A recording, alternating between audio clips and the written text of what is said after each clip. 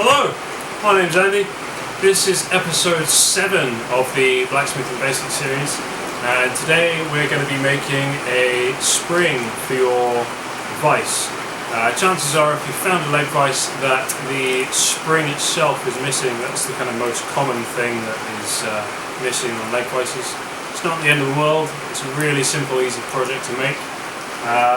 One thing I'm going to say though, you don't need spring steel for your vise spring. I hope I put enough emphasis on that. You don't need spring steel for your vise spring. Okay, so the one I've made today is mild steel. The one on my own vise is mild steel. I've been using that solid for probably just best part of a year now. It's absolutely fine. To me, spring steel on a vise spring is just complete overkill. It's totally unnecessary for beginners. It just makes things far too complicated. Use mild steel, granted quite thick mild steel. This is a good quarter inch. Quarter inch by inch I've used today.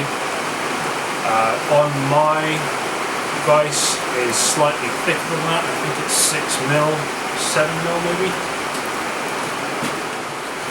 Okay, so the spring on my vise is actually 8mm by 30mm, but it's a big vise. If you've got a smaller, say a 4-inch leg vise, quarter inch by inch will be absolutely fine. You won't have any problems whatsoever. It's mild steel is the way to go for a leg vise spring. Okay, so I'm going to do a voiceover here because I was talking rubbish earlier on. So your spring is doing the most work when the jaw is virtually closed. And all it has to do is open the jaw enough that gravity is going to start taking over and the jaw will start falling towards you. Therefore, the spring is going to work less as the jaw opens up further. So mild steel is more than capable of doing exactly what you need. All you have to remember is that pivot point there needs to be free and well greased so that the jaw can move nice and easily, nice and freely without any obstructions. If your pivot point is rusty or dirty and that jaw doesn't open easily, then you need to take it apart, clean it, and then you can use a mild steel spring nice and easily. You don't need a strong spring just to open the jaw, or you shouldn't do. Okay? Fine, there is enough spring in the mild steel to push this out the way and compress easily enough without deforming and then becoming weaker over time. So it's absolutely fine.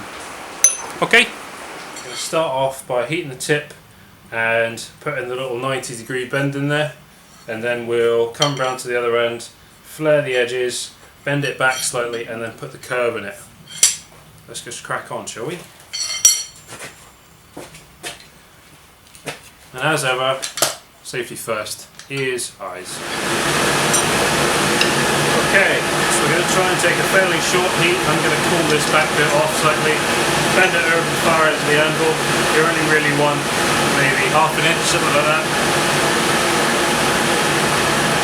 Yeah, you probably only really want half an inch at most. Bend it over, bring it back, knock it back in so it's slightly square. Alternatively, you can do it over at the vise. Okay, probably the easiest way to do this kind of bend, particularly when it doesn't really need to be that pretty, just lock it in your vise and then knock it over.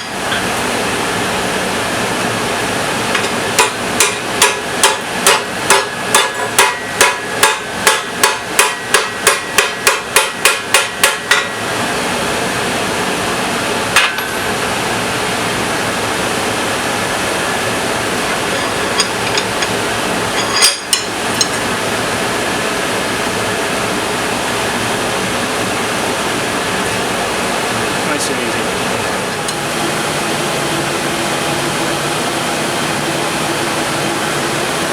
And the other way to do that is to come over as far as the anvil, knock it down, and then you bring it back up and knock it back into itself. You'll want a short heat, so I'm just going to pull this bit off now.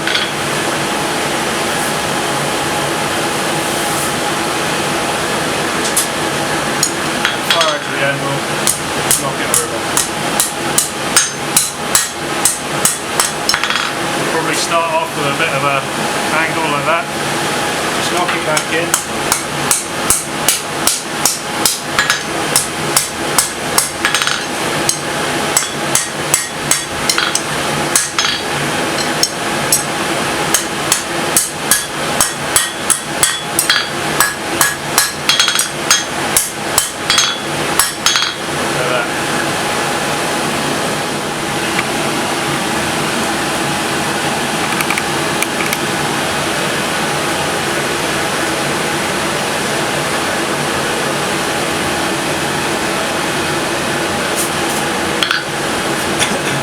So now what we're going to do is come to the other side of the bar, then we're going to cross peen the very edge so that it spreads out so you get the wings like that, and then we'll dress that and clean that up.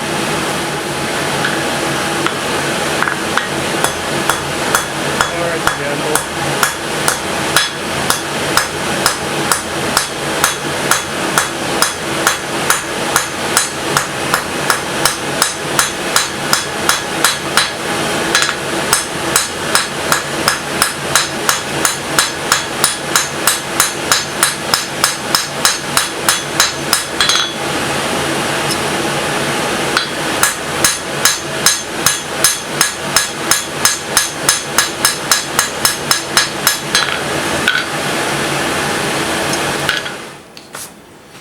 Now what we have to do, we've got the wings like that.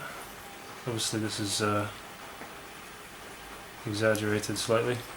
Now what we need to do is bend the wings inwards and make sure that the wings face the same direction as the bend that you've put in first. So if that's your bend, your wings need to face in the same direction like that. Okay? So come onto the edge of the anvil and just knock it in.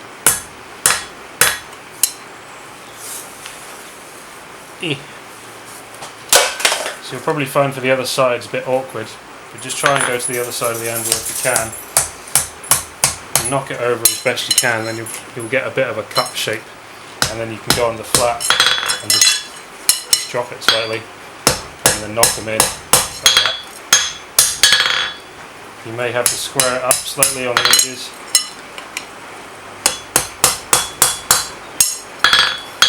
There you go. So everything is facing in the same direction. You've got your lips facing upwards, or your wings, and your bendy bit thing facing upwards as well.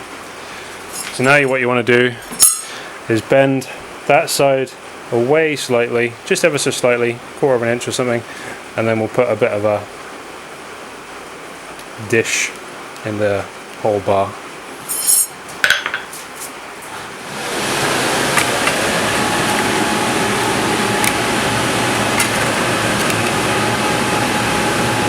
That looks pretty cool, doesn't it? Okay, flourish. Using the cross peen, just because it's a bit thinner, just knock that away slightly. Just slightly. A little bit too much now. And then what we'll do, come in, bend the whole thing upwards. Pull that tip.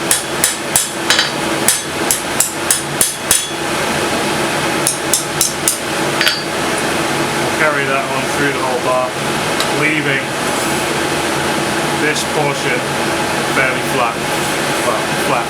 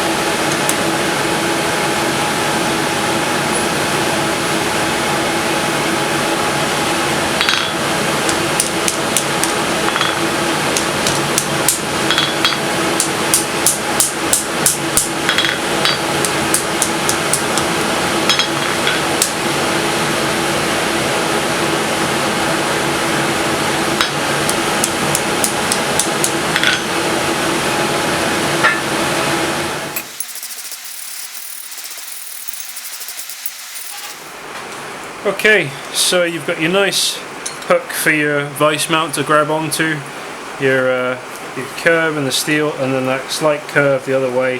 That will stop unnecessary kind of friction or scraping of the outside leg of the vice.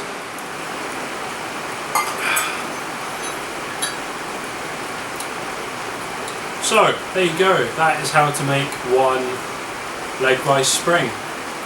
Nice and easy project. As you can see, it hasn't taken that long at all. As I say, I can't emphasize enough that you don't need to use a piece of leaf spring. To me, that's just total overkill. But yeah, I hope you enjoyed the video. I hope you found it useful. If you have, please leave a thumbs up, subscribe, share it to your mates, and all that good stuff. That'd be great. I am far more active on Instagram and Facebook than I am on YouTube, so if you don't already, please follow me on there. Sorry, it's absolutely chucking it down with rain today. It's really chucking it down with rain today.